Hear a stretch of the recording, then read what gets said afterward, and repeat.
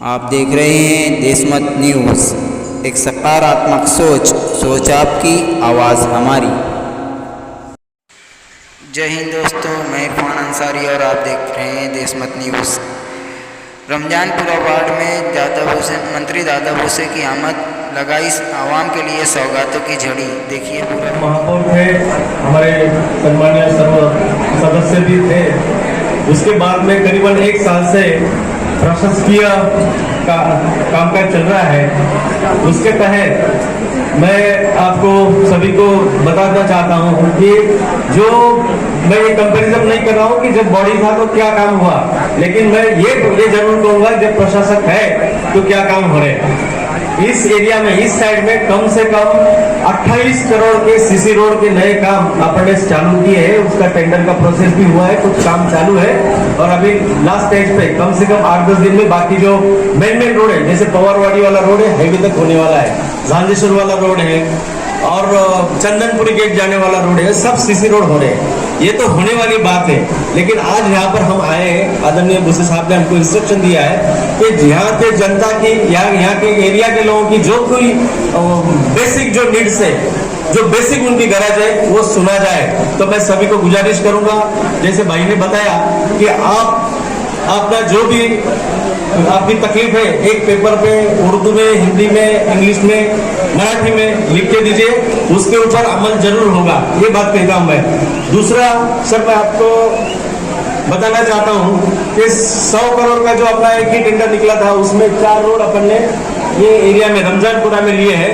Shiv road से कुलसुम मस्जिद 1 road, Ramzanpura मिलन hotel के मुस्तफा चौक गली नंबर 210, खड़की रोड के पंचरतन चौक, गणेश नगर से खड़की रोड, ये 4 रोड अपन ने 100 करोड़ में सर इधर लिए हैं। वैसे सर, जैसे अपना लास्ट टाइम बात हुआ सर, यहाँ पर जो मेन रोड्स है उसके तो काम हो रहे हैं, लेकिन जो आम जनता, जो आम अपने भाई बहने हैं वो गलियों में रहते हैं, तो उसके तहत हमने जो प्लान किया था सर, वो प्लान का हमने आपको भी सर, ये लोगों का जो दुखड़ा था वो हमने आपको भी सुनाया। आपने तुरंत 8-10 दिन पहले उसको हाँ बोल दिया है। सर ने 2.25 करोड़ रुपया सिर्फ गलियों में काम होने वाला है, जो छोटे छोटे रोड है। आदरणीय भूसे साहब ने 2.25 करोड़ रुपया उसके लिए डिक्लेयर कर दिया है और मुझे ताकीद भी दिया है। 2.25 करोड़ रुपया अगर शासन से मैं आपको देता हूँ तो कॉर्पोरेशन की तरफ से क्या होगा, मतलब सर 1.5 करोड़ रुपया हम भी कॉर्पोरेशन की तरफ से देंगे। वो सिर्फ यही एरिया में जो अपने गली में छोटे छोटे रोड है, गटर है, उसमें होगा। सर अभी जो मेन जो मुद्दा है कि मैं ये पिछली बात में कहूंगा कि लोगों ने कैसे प्लॉट लिया, कैसे घर बनाया, लेकिन जो 12/25 के जो प्लॉट्स हुए हैं उसमें जो बेसिक नीड है, लोगों को चलने के लिए रास्ता नहीं है। मेरे पास कम से कम ये साल में कम से कम 10 बार मोर्चा था है, 20-25 लोग, 100 लोग, 200 लोग, 1000 लोग मेरे पास आए सर। तो हमने एक डिसाइड किया, 1 करोड़ का जो मेन रोड है वो पहले WBM होगा, पहले कच्चा रोड होगा, उसके बाद में उसके ऊपर 2.5 करोड़ डाल के वो पक्का रोड बन जाएगा। उसके लिए 1 करोड़ रुपया कॉर्पोरेशन ने जब सैंक्शन किया है, उसका टेंडर अपन करने वाले हैं। वैसे गली नंबर 215 और एरिया में सिर्फ खड़ी और मुरुम जो कच्चा रास्ता बोलते हैं ना, वो भी बनाने के लिए 50 लाख का और बजट दिया है। गली नंबर 216 व 17 वहां भी 40 लाख का अपन ने बजट रखा है, उसके तहत काम होने वाला है। MIDC परिसर में, MIDC का जो एरिया है यहाँ पर करीबन 1 करोड़ का हमने रोड के लिए वहां बजट रखा है, उसका भी टेंडर का प्रोसेस हो गया है और तुरंत काम चालू होने वाला है। उसके तहत जो सर ने अभी मुझे बताया कि यहाँ के लोगों की जो मेन किल्लत है कि लोगों के घर में थोड़ा बारिश हुआ तो गटर का पानी जाता है, तो गटर का पानी इसके लिए जाता है तो गटर को स्टेगेंसी है, उसको इन आउट नहीं है। समझो गटर A से D तक बनी है तो D से वो आगे जाने वाला उसको रास्ता नहीं है। ऐसे पॉइंट हमने नोट किए हैं, लोगों को भी शिकायतें मेरे पास आई है, उसके ऊपर जरूर अमल होगा। उसके लिए अभी दिसंबर में भी हमारा रीएप्रोप्रिएशन जब होगा तब ये रमजानपुरा एरिया के लिए, गटर के लिए भी अपन उसमें बजट डालेंगे। और दूसरी बात सर, मैं हमारे यहाँ पर उपस्थित मेरे सहकारी हैं अभिजीत पवार जी, मैं उनको रिक्वेस्ट करता हूँ, अपन एरिया में आए हैं, ये लाइट का जो कलर है ना, पिंक कलर, वो अभी एक ईद से पहले चेंज होना चाहिए। वो ऐसे लगता है अपन कोई देहात में आए, खड़े गांव में आए हैं। तो व्हाइट कलर का लाइट जो होगा तो थोड़ा मालूम पड़ेगा कि किसी के मेहर नजर हम पे है। तो मैं आपको गुजारिश करता हूँ कि वो काम जल्दी शुरू कीजिए। मैंने तो आपको उसके लिए क्या प्रोसेस करना है वो भी बता दिया है। और जो मेन जो मसला फिलहाल चल रहा है कि पानी का बहुत सारे वीडियोस लोग बनाते हैं, कोई अच्छे बनाते कोई बुरा बनाते। सर मैं आपको गुजारिश करता हूँ, अभी आपने देखा है कि अभी तक आज तक जो बारिश होनी चाहिए थी अपने एरिया में वो बारिश हुई नहीं है। ये तो अच्छा हुआ कि जो जहाँ पर अपना कैचमेंट एरिया है, जो गिरना डैम और तलवाड़ी डैम जो भरने वाला है, वो कैचमेंट एरिया में बारिश हुआ है। वहाँ का जो पानी अभी 8 दिन पहले नदी के थ्रू डैम में गया तो अपने के पानी की किल्लत थोड़ी दूर हुई है। फिर भी पानी का जो बैलेंस था 38% तक पानी का लेवल आया था, तो पानी थोड़ा ग्रीनिश कलर का था। तो उसके ऊपर केमिकल प्रोसेस करके अपन ने उसको पोर्टेबल मीन्स पीने लायक पानी अपन ने सप्लाई करने का कोशिश किया है। तो उसमें थोड़ा लोगों का प्रॉब्लम हो रहा था कि सर पानी का कलर आ रहा है, मीन्स पीला कलर आ रहा है, उसमें से स्मेल आ रहा है। लेकिन रैंडमली सर अपन प्रत्येक एरिया में कम से कम 10-10, 20-20 सैंपल हम डेली कलेक्ट करते हैं और अपन लैब में टेस्टिंग के लिए भेजते हैं। तो मैं सभी भाइयों को गुजारिश करता हूँ, वो ड्रिंकेबल वाटर है, पोर्टेबल वाटर है, ठीक है, कलर है। अभी हमने लिक्विड एलम का ट्रीटमेंट चालू किया है 3 दिन पहले, तो शायद मुझे लगता है कि कोई प्रॉब्लम अभी रहेगा नहीं। आपको जो कलर वाला पानी आ रहा था, डीप डार्क येलोइश कलर का पानी आ रहा था, वो भी किल्लत आपकी दूर हो जाएगी। तो और मैं गुजारिश करता हूँ सभी भाइयों को, आपकी भी कोई अभी सर के सामने भी कुछ आपको लिख के देना है तो आप लिख के दीजिए, अगले बजट में उसका प्रबंध हो जाएगा। शुक्रिया, धन्यवाद। Malegaon power supply limited Malegaon में 1 मार्च 2020 से बिजली व्यवस्था संभाल रही है। इससे पहले यहाँ पर MSEDCL की तरफ से बिजली व्यवस्था दी जा रही थी। जब हम लोगों ने यहाँ पर बिजली व्यवस्था संभाली थी उस टाइम पर यहाँ पर बिजली की जो दिक्कतें थी, बिजली का जो लॉस था वो लगभग 50% से ऊपर था। बिजली की व्यवस्था में हमने कुछ सुधार करने की कोशिश की है। शुरू में हमें जो दिक्कत आई थी, जैसे ही हमने यहाँ पे टेक ओवर किया था, टेक ओवर करने के इमीडिएट बाद यहाँ पर ही नहीं, पूरे भारत में और पूरे विश्व में कोरोना की वजह से लॉकडाउन हुआ था, जिसकी वजह से हम वो सब काम नहीं कर पाए थे जो हम करना चाह रहे थे। मैं बहुत ज़्यादा टाइम नहीं लूँगा, मैं सिर्फ आपको ये कहना चाह रहा हूँ कि शुरू में हमारी दिक्कतें थी। हमने यहाँ पर 4 सब स्टेशन बनाने के लिए प्लान दिया हुआ है MERC को और MSEDCL को, जिसमें से एक सब स्टेशन हमारा दयाने और रमजानपुरा एरिया के लिए है 20 मेगावाट का।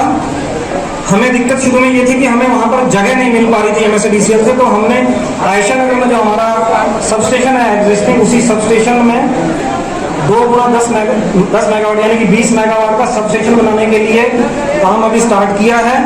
अगले मार्च या अप्रैल तक हम वो सब स्टेशन यहाँ पे बना लेंगे, जिसकी वजह से जो थोड़ी बहुत दिक्कतें इस एरिया में है, घरगुती की हैं या वो पावर लूम या और इंडस्ट्रियल एरिया में दिक्कतें हैं, वो दिक्कतें दूर होंगी।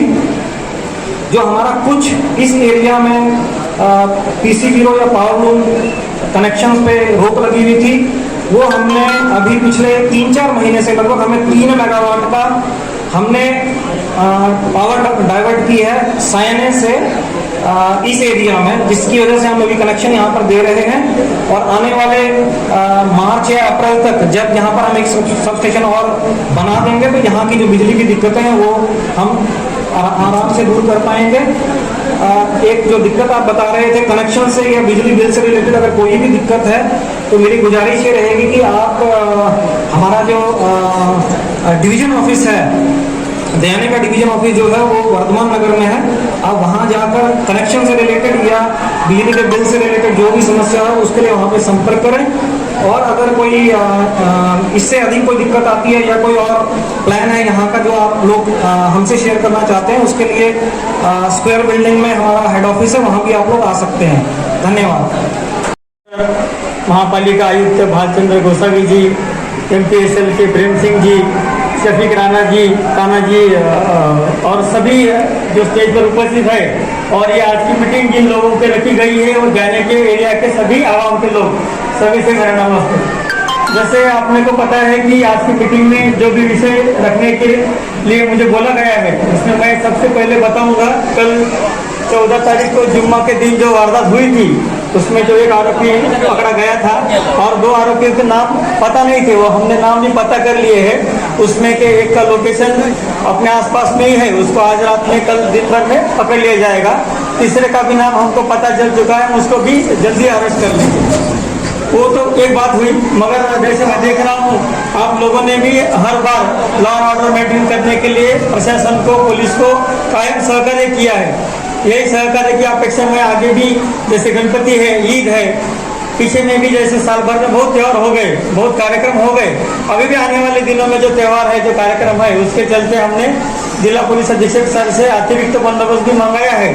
उसमें हम अभी डायने एरिया के लिए, रमजानपुरा थाने के लिए 30 लोग ज़्यादा दे रहे हैं। ये तो अभी फिलहाल का हमारा नियोजन है, उसके बाद भी हम ज़्यादा लोग दे के और कैसे बेहतर लॉ एंड ऑर्डर बना सकते हैं, ये हम देख रहे हैं।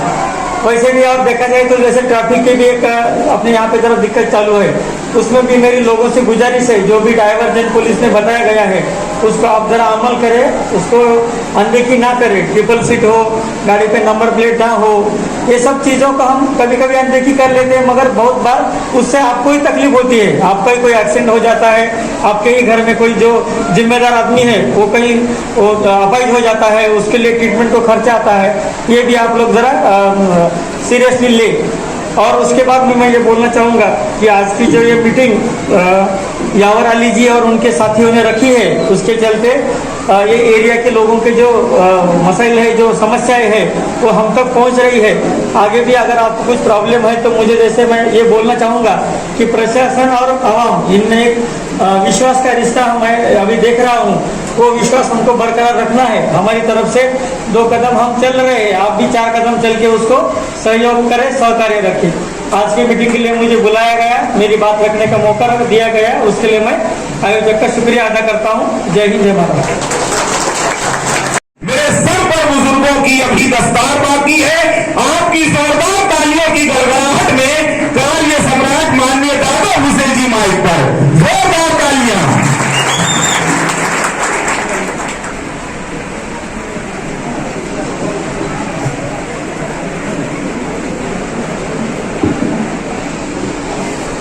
दैने रमजानपुरा के इस मीटिंग के सदर घोषित कर देता हूं मौलाना साहब, रमजानपुरा से उपस्थित सभी जिम्मेदार, मंच पर उपस्थित सभी डिपार्टमेंट्स के प्रमुख अधिकारी महोदय, पत्रकार मित्र, उपस्थित मेरे भाइयों, सबसे पहले तो मैं आपको बता दूं, आज ये मीटिंग बहुत छोटे हॉल में अपने हो रही है। अगले साल की जब अपनी मीटिंग होगी तो सरकार के बड़े हॉल में रमजानपुरा के इस इलाके में ही होंगे। एक बड़ा शादी हॉल बनाने जा रहे हैं और नीचे ऊपर 2 जगह पे स्क्रीन लगाने की जरूरत नहीं पड़ेगी।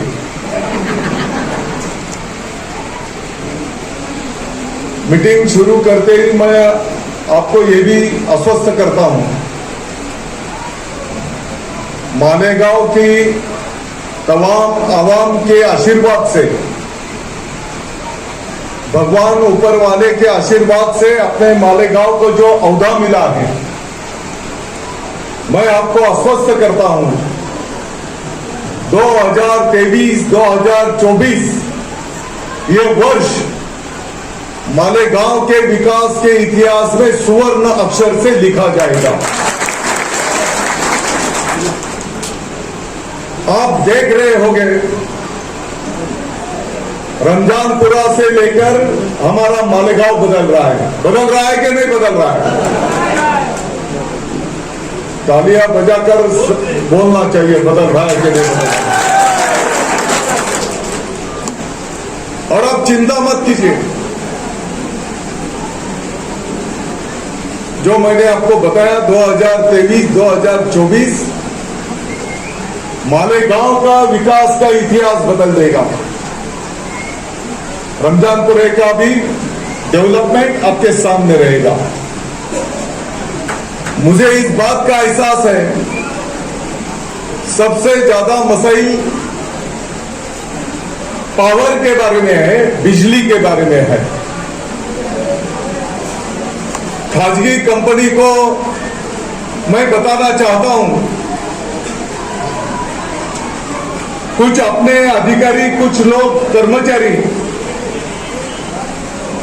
डायरेक्टली किसी के ऊपर चोरी का अंजाम लगा देते हैं, उनका मीटर निकाल के लेके जाते हैं और फिर वो कारखाने वाला बोलो घर का जिम्मेदार जब आपके ऑफिस में आता है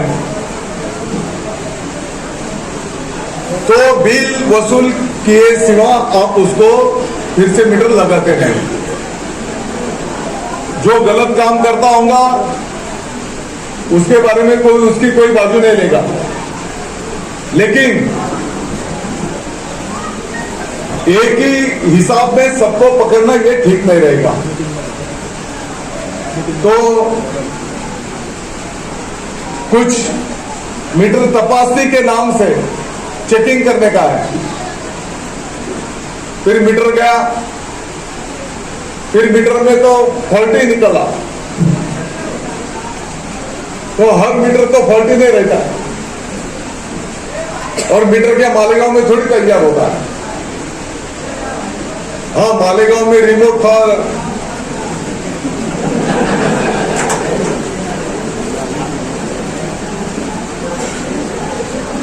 तो मैं आपको बताना चाहता हूं, चर्चा करके कौन से भी मसाइल का हल निकल सकता है। बहुत सालों से रास्ते के बीच में खंभे हैं, कुछ जगह पे ट्रांसफार्मर ही रास्ते में है, तो मैं समझता हूं उनको शिफ्ट करने की जरूरत है।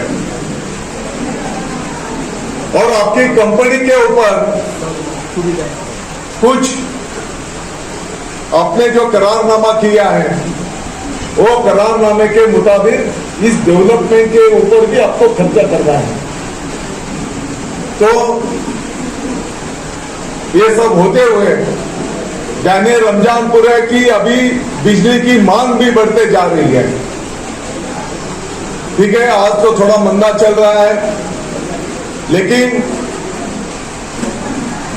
नए कारखाने भी लग रहे हैं। एक रोजी रोटी का साधन जब कोई नया कारखाना लगता है तो मैं समझता हूं 5-50-100 लोगों को रोजी रोटी का एक चांस वहां पे मिलता है। और छत्रपति शिवाजी महाराज की भी यही शिकवन है, क्या लोगों को उनकी रोजी रोटी का प्रबंध होना चाहिए, घर का चूल्हा जलना चाहिए। तो सब स्टेशन का काम कहां तक आया अभी?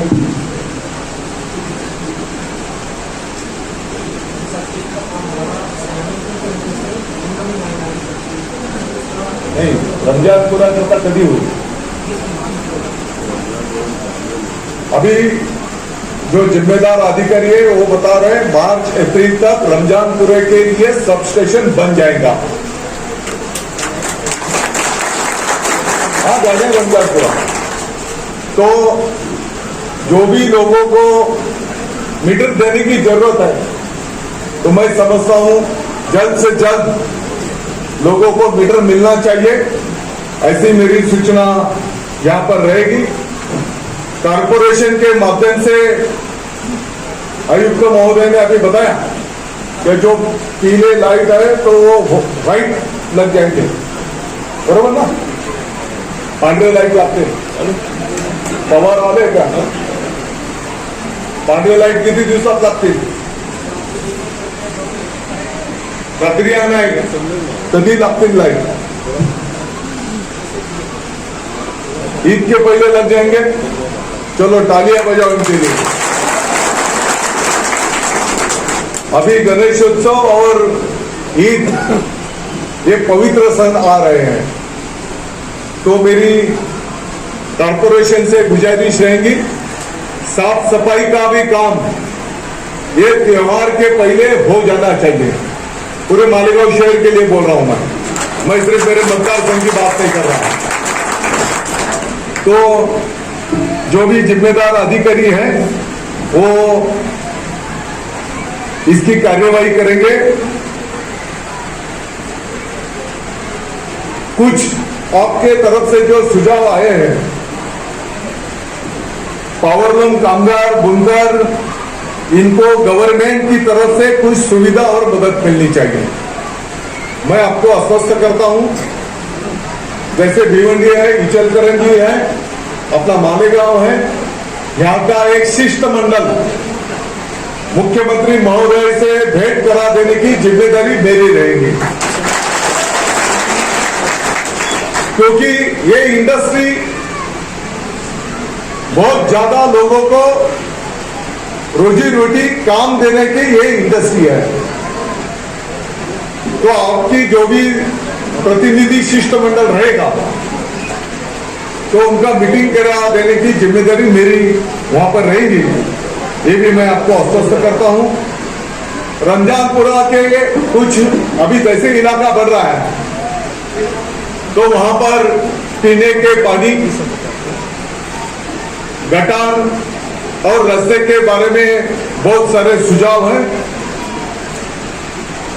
मैं आपको यही एक वाक्य में बता दूं आपको पता होगा आप में से भी कुछ लोग जब मुख्यमंत्री महोदय मालेगांव को उनका पहला महाराष्ट्र व्यापी दौरा मालेगांव से शुरू हुआ था और उस दौरे में मालेगांव के कुछ मसाइल हमने उनके सामने रखे थे और उसमें की एक मांग अपनी थी कि पूरे शहर के पीने के पानी के लिए और ड्रेनेज के लिए अमृत योजना के माध्यम से फंड मिलना चाहिए अमृत योजना बोले तो कॉर्पोरेशन 33%, राज्य सरकार 33% और केंद्र सरकार 33%।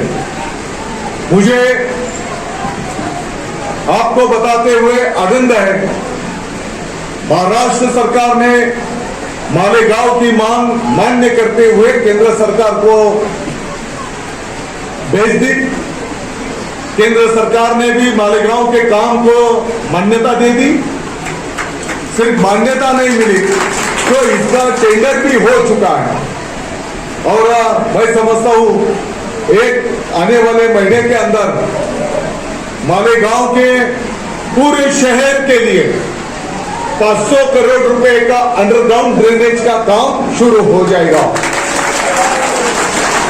अंडरग्राउंड ड्रेनेज के काम की वजह से मैं समझता हूं लगभग 1-1.5 साल लगेगा काम पूरा होने के लिए लेकिन रोगराई जो गंदगी है वो दूर होने में बहुत अपने को आसानी होगी ऐसा मैं समझता हूं पीने के पानी के लिए वही अमृत योजना के माध्यम से 150 करोड़ रुपया कॉर्पोरेशन राज्य सरकार और केंद्र सरकार ये तीनों मिला के 150 करोड़ रुपए का भी मान्यता अपने को मिल गया है मैं समझता हूं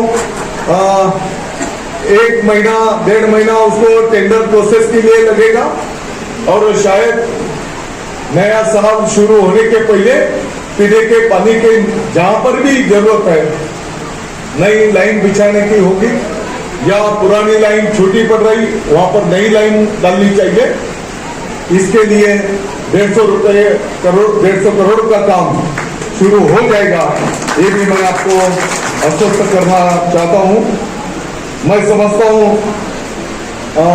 आपको मेरी सूचना रहेगी शहर के पूरब के जो भी इलेक्ट्रिक के मसाइल है वो हल करने के लिए पावर स्टेशन के पास अगर आपका ऑफिस बन गया तो लोगों को बहुत ज्यादा दूर जाने की तकलीफ नहीं होगी और छोटे मोटे जो भी मसाइल रहेंगे ये इधर के ऑफिस में से वो आप सॉल्व कर पाएंगे। मुझे अगर पूछेंगे तो हर प्रभाग वाइज ऑफिस होना चाहिए।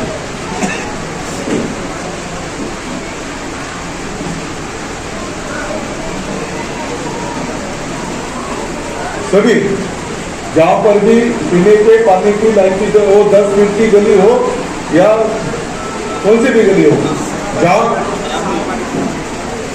और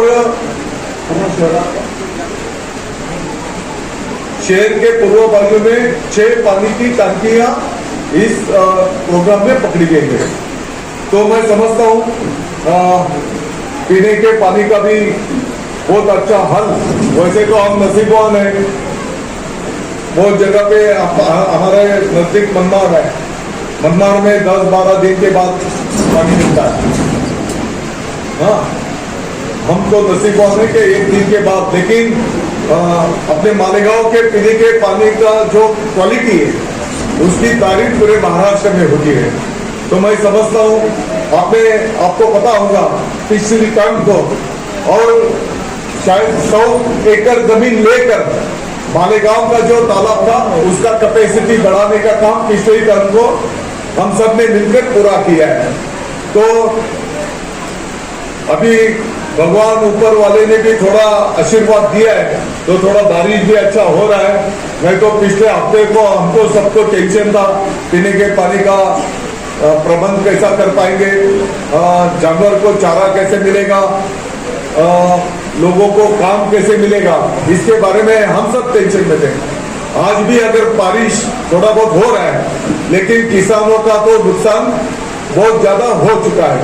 तो किसान के पीछे भी सरकार बहुत गंभीरता के साथ खड़ी रहेगी और किसान का जो भी नुकसान बारिश की वजह से हुआ है उसके लिए मुआवजा देने का काम किसान को सरकार की तरफ से किया जाएगा।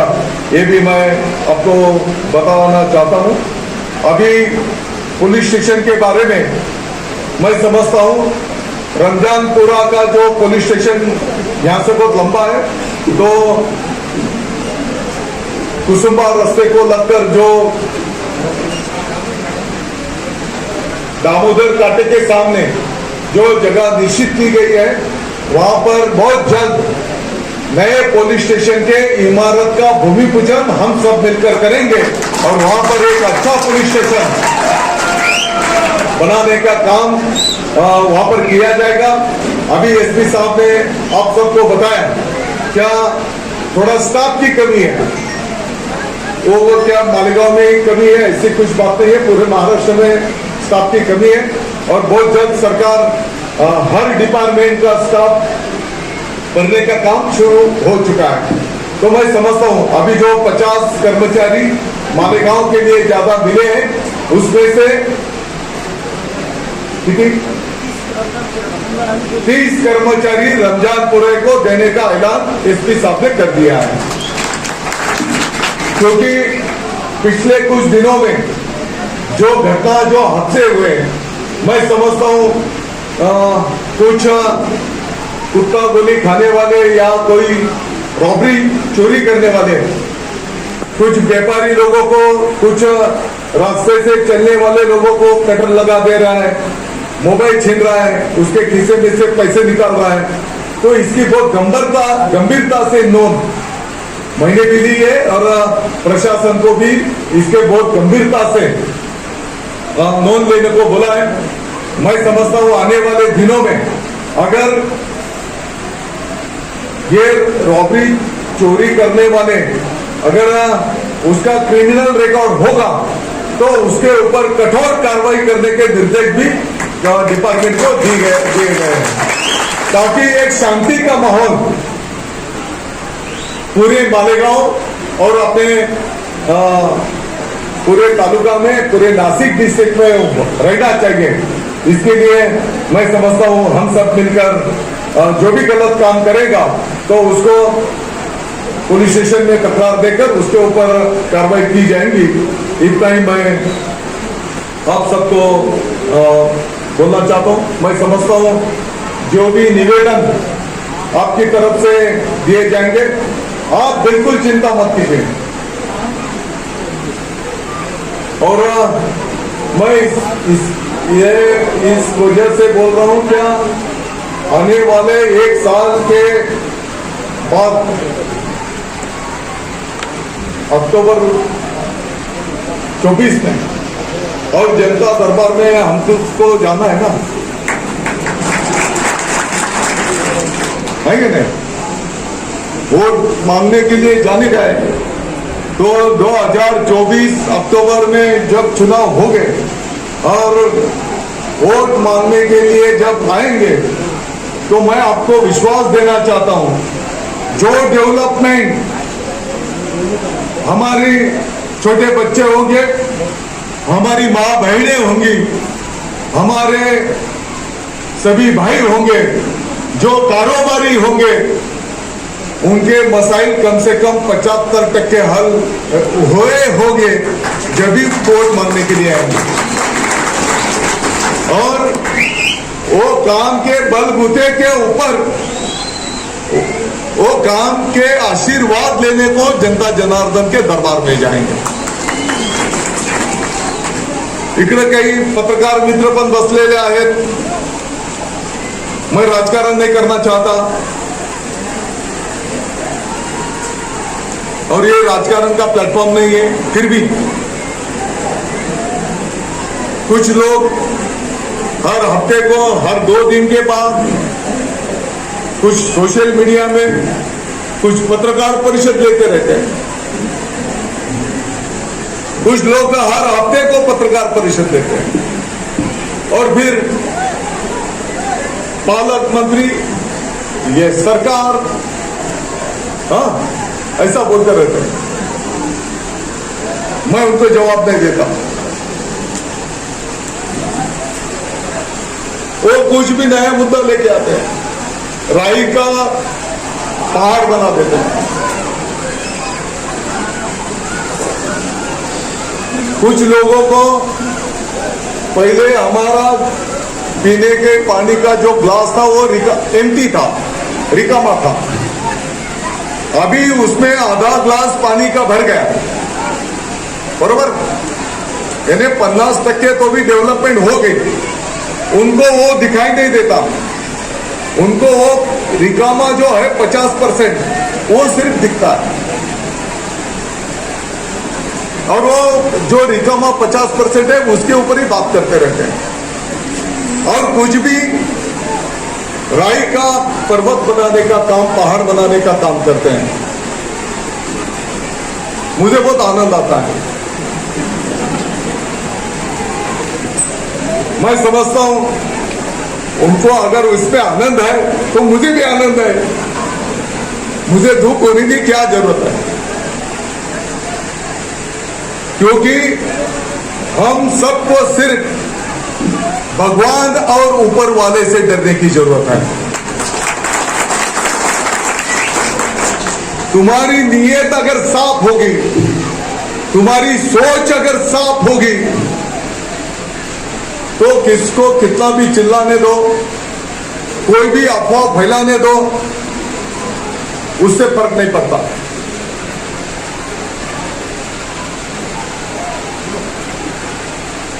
जब जाहिर सभा होगी, राजकीय सभा होगी, तो मैं समझता हूं मुझे भी मालेगांव वासियों से कुछ बात करना है। और आप चिंता मत कीजिए, जो अहदा अपने मालेगांव को मिला है,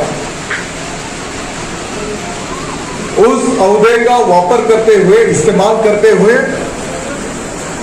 हम सबको मिलकर, दादा भुसे अकेला कुछ नहीं कर सकता, हम सब मिलकर जब काम करते हैं, अभी यावर तो बहुत छोटा सा कार्य करता है कि नहीं? लेकिन अभी सब जिम्मेदार पदाधिकारी भी बैठे हैं, लेकिन हम सब मिलकर जब काम करते हैं तो अपने शहर का विकास का नक्शा बदलने लगता है। और नक्शा बदलते टाइम हाँ थोड़ा 19-20 हुआ होगा, मैं नहीं बोलता मैं। शहर के पूर्व रमजानपुरा के लिए नहीं बोल रहा मैं, रमजानपुरा तो मेरा मतदार संघ है, बराबर। हाँ, शहर के पूर्व में डेवलपमेंट के लिए पश्चिम में जितना फंड आता है थोड़ा बहुत कम ज्यादा मैं नहीं बोलता मैं, लेकिन शहर के पूर्व बाजू में भी उतना ही ध्यान, और सब पक्ष के लोग, मैं किसी पक्ष के ऊपर टीका टिप्पणी नहीं करना चाहता, किसी नेता के ऊपर टीका टिप्पणी नहीं करना चाहता।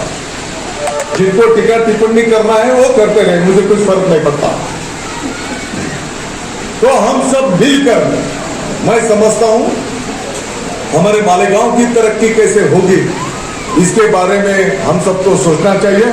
और आप चिंता मत कीजिए, मैं फिर एक बार आपका आभार व्यक्त करते हुए आपको आश्वस्त करता हूं, 2023-2024 ये वर्ष मालेगांव के विकास के इतिहास में सुवर्णाक्षर से लिखा जाएगा। आपके मालूमात के लिए मैं बता दूं, मालेगांव के मौसम पुल जो बहुत शायद 40-50 साल पहले बने होंगे, उनका काम चल रहा है। बहुत सारे रास्तों का काम चल रहा है। मालेगांव के अजन के उधर MIDC में 863 एकड़ के ऊपर MIDC बनने जा रहे हैं। शहर के 40 गांव फाटे की जो MIDC है उसकी भी डेवलपमेंट के लिए जो जो करना है वो वहां पर किया जा रहा है। जो कारोबारी मालेगांव शहर में ही अपना उद्योग बढ़ाना चाहते हैं उसके लिए भी सरकार की जो स्कीम है उसका लाभ जो भी लेना चाहता है उसको भी सपोर्ट किया जा रहा है। मैं आपके मालूमात के लिए बता दूं, मालेगांव में अजन के पास, अभी आप बोलेंगे कि दादा वो आप पूरब की बात कर रहे हैं, पूरब के MIDC इसके लिए बहुत जल्दी बन पाई क्योंकि वो सरकार की जमीन थी, खेती महामंडल की जमीन थी। वो सरकार की जमीन, सरकार की MIDC को बहुत आसान हो गया लेने के लिए। खासगी जमीन अगर किसान की जब हम लेते हैं तो कायदा कानून आंदोलन ये रेट मिलना चाहिए, कोर्ट कचहरी, तो वो सरकार की जमीन थी, सरकार की MIDC को मिल गई। शायद एक कारखाना कई महीनों से शुरू हो गया, 2-3 अभी काम चालू हो गए, और मैं समझता हूं आने वाली दिवाली के पहले 5-25 कारखाने वहां पर काम शुरू होने जा रहा है। हमको जो नया टेक्नोलॉजी है, मालेगांव वासियों को मेरा विनती रहेगा, नया टेक्नोलॉजी भी हमको अडॉप्ट करना पड़ेगा, जो समय के साथ हमको चलना पड़ेगा। इसके लिए भी हमारी जो युवा टीम है वो युवा टीम में मैं समझता हूं गंभीरता से सोचना चाहिए। हमारे बुजुर्ग के आशीर्वाद से अब तक चल गया कोई बात नहीं, लेकिन अगर कंपटीशन में हमको अगर टिकना है तो आने वाले दिनों में टेक्नोलॉजी के साथ हमको चलना पड़ेगा। दूसरा, अगर आपको कभी मौका मिला नामपुर रास्ते को कास्ती अजन से पहले लेफ्ट साइड में मालेगांव के तहसील ऑफिस से शायद 8-9 किलोमीटर के पास मालेगांव के तरक्की में कल के इतिहास में एक बहुत बड़ा रोल जो निभाएंगे, पूरे महाराष्ट्र के इतिहास में पहली बार मालेगांव को एक ही टाइम तालुका प्लेस के ऊपर 5 कृषि महाविद्यालय सरकार ने अपने को मंजूर कर दिए, और 3 साल से अपने टेक्निकल हाई स्कूल में वो शुरू भी हो गए। उनका काम 650 एकड़ में उनका काम चल रहा है। मेरी सभी पदाधिकारी को विनती है, जो MIDC है, अभी जो मैंने कॉलेज बताया, तो वहां पर आपने विजिट करना चाहिए। और अपना मालेगांव शहर गरीब और मध्यम वर्गीय ज्यादा तबके का आबादी का शहर है और इनको मेडिकल फैसिलिटी अच्छी तरह से मिलनी चाहिए। इसके लिए हमारी स्पेशली छोटे बच्चे और मां बहनों के लिए मैं समझता हूं जो मौसम पुल के पास लोड़ा मार्केट है उसके बाजू में बहुत बड़ा छोटे बच्चे और महिलाओं के लिए अस्पताल वहां पर उसका काम प्रगति पथ पर है। मुझे आपसे विनती है जब भी आपको थोड़ा समय मिलेगा आधा एक घंटा जब भी आपको मिलेगा तो लोड़ा मार्केट के बाजू में जो अस्पताल का काम चालू है वहां पर आप विजिट कीजिए। जो कृषि कॉलेज का काम चल रहा है वहां पर आप विजिट कीजिए। जो MIDC का काम चल रहा है वहां पर भी आप विजिट कीजिए। आपको पता होगा हमारे घर में अगर जब नया मेहमान आता है, जब हमारे माँ बहन डिलीवरी को जाते हैं, खासगी हॉस्पिटल में अगर डिलीवरी हुई, नॉर्मल डिलीवरी भी हुई तो 5-10 हजार रुपया लगता है। सीजर केस अगर डिलीवरी हुई तो 5-25 हजार रुपया खासगी हॉस्पिटल में देना पड़ता है। पिछले टर्म को जो अस्पताल मालेगांव में अपन ने शुरू किया था उसको इतना रिस्पांस मिला तो जगह पूर्ति नहीं थी, 40 बेड का था, तो अभी 100 बेड का अस्पताल।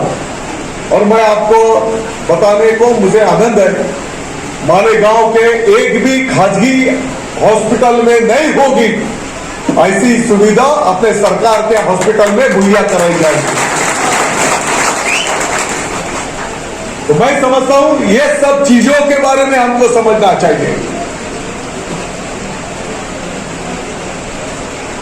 उस अस्पताल में यही समाज के लोग आएंगे, वही समाज के लोग आएंगे, ऐसा नहीं रहेगा। वो कॉलेज में यही समाज के लोग एडमिशन लेंगे, ऐसा नहीं रहेगा। मुझे मालूम है कुछ लोगों ने पिछले 2-3 महीना पहले कॉलेज के बारे में भी कुछ अफवाह फैलाई है। जब टाइम आएगा उनको तो मैं उनके बाप दादा की, उनकी मां की सौगंध दे के मैं कुछ बात उनके सामने रखने वाला हूं। आज नहीं बोलूंगा मैं उस विषय के ऊपर, लेकिन हम सबको मिलकर मैं समझता हूं हमारे मालेगांव शहर की तरक्की कैसे होगी इसके बारे में हम सबको सोचना चाहिए। और आप चिंता मत कीजिए, बिजली के बारे में का कुछ विषय होगा। एक शिष्टमंडल थोड़ा सा एक गणपति का पीरियड हो जाने दो, एक शिष्टमंडल मालेगांव का शांति से उनके अधिकारियों के साथ फिर से एक मीटिंग करेंगे। कारपोरेशन ने तो उनका जिम्मेदारी जो भी है वो बता दिया और कारपोरेशन के लिए भी जो जिम्मेदारी एक शिष्टमंडल के साथ मीटिंग करेंगे। और पुलिस प्रशासन तो चौकन्ना है, फिर भी मैं समजता हूँ इथले जे पोलीस स्टेशन आहे त्याला खूप गंभीरतेने काम करण्याची गरज आहे। मागच्या 15-20 दिवसामध्ये साधारणतः 2-3 घटना झाल्या आणि त्या ठिकाणी मग व्यापाऱ्यांना चाकू लाव, त्याचा मोबाईल काढून घे, त्याचे खिशातला पैसे काढून घे और कुछ तो आगे जाके मोटरसाइकिल के ऊपर अगर कोई आ रहा है तो उनकी भी लूटमार करे। तो ये बात कुछ अच्छी नहीं है। एक पहले हाईवे में भी जोड़गा से लेकर सौंदाने के आगे तक हाईवे को भी ये मोबाइल चोरी बहुत ज्यादा होती थी। तो थोड़ा पुलिस प्रशासन ने कुछ औषध दिए तो उधर का वो कम हो गया। थोड़ा अभी वो कुसुम्बा रोड और भाईगांव रोड उधर थोड़ा ये मोबाइल चोरी का ज्यादा हो रहा है। तो पुलिस डिपार्टमेंट को इस बारे में गंभीरता से बताया गया है और मुझे उम्मीद है उसके ऊपर बहुत जल्द से जल्द अच्छी कार्रवाई की जाएगी। फिर एक बार मैं आपको आश्वस्त करता हूं, आप बिल्कुल चिंता मत कीजिए। हम सब मिलकर साथ में काम करेंगे और मसाइल हल करने का काम करेंगे। आप सबका शुक्रिया। जय हिंद, जय भारत।